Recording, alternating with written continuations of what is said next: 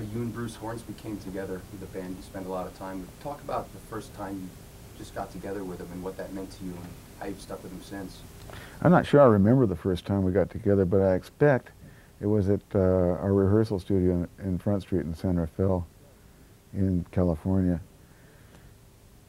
I'd heard his records and stuff like that, and I was dazzled by his chops and the musicality of what he did, and also the Americana that he manages to evoke.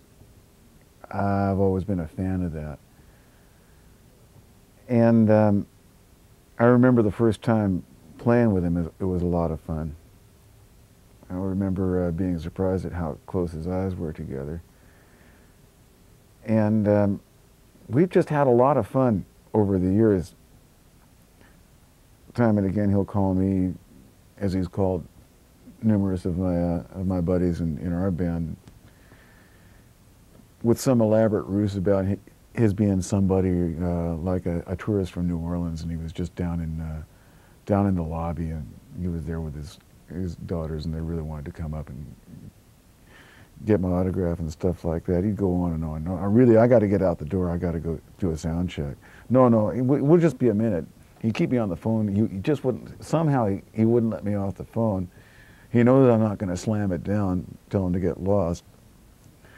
And he just keeps me hanging on the phone, and then he makes some ridiculous statement, and I realize it's him. I'll get him back. In fact, I know exactly how I'm going to do it, but I can't tell you, obviously. Anyway, we've had a lot of fun over the years, and playing together, we have a lot of fun too. I mean, we trade lines around like crazy. It's a lot more like jazz music than I think people suspect out there, because it sounds like everybody's just playing their parts and stuff like that, but people are just making these parts up and trading them back and forth. You've played with a lot of different musicians. You've had the privilege of standing up on stage and having some of the world's finest guitar players and background singers just stroll up and play with your band. But he spent a lot of days with you. Has he influenced you when you're playing at all? Has he turned you around a little bit musically or pointed you some new direction?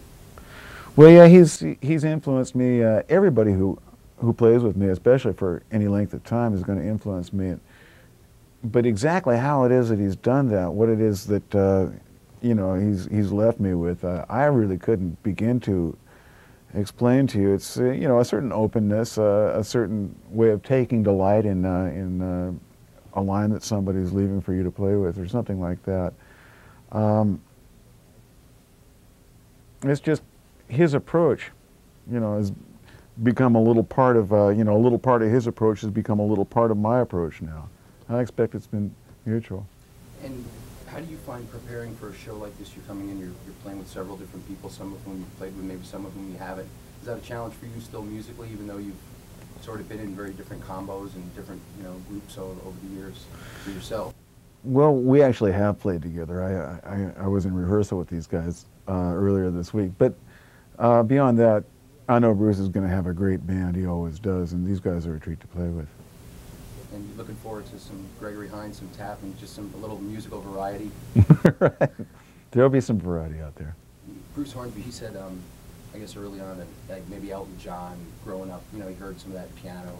And do you hear any of that when you hear him play? Do you hear any sort of the superstars of pop in his youth, or maybe even back in the years? Do you hear any sort of that American roots? What I hear most when I listen to Bruce is, for some reason, I keep hearing Charles Ives, the American composer from around the turn of the century. I don't know why that is. I know that he was profoundly influenced by Charles Ives, but there's that Ivesian Americana that he evokes. That's what sort of grabs me about the way he plays. He has that sort of lyricism about him. And, maybe that's just my favorite aspect of it, because he can also sound like some funky piano player in the deepest, blackest gospel church in the South if he wants to, or he can sound a lot of ways.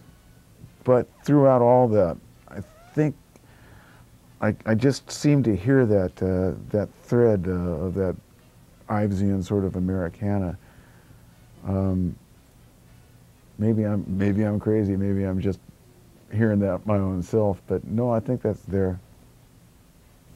In your band, you helped to compose some of the more country-influenced music in your band, especially with John Barlow. You wrote a couple of songs that really are on the western side of music. Are you happy to be playing with a guy who really expresses that musically in a different way with piano, but there's a country root there, so Right. there's some homegrown folk music there?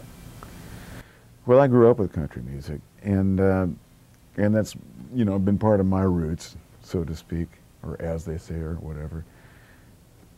And he has a completely different sort of take. I mean, I'm a California boy, so we have our sort of school of California country music, and I grew up with that, and he grew up with a completely different. He's more, you know, his take on country music is more authentic Blue Ridge stuff, and it's sort of interesting to see that contrast in our particular, you know, our own country aesthetics, our individual country aesthetics, or our approaches to country music.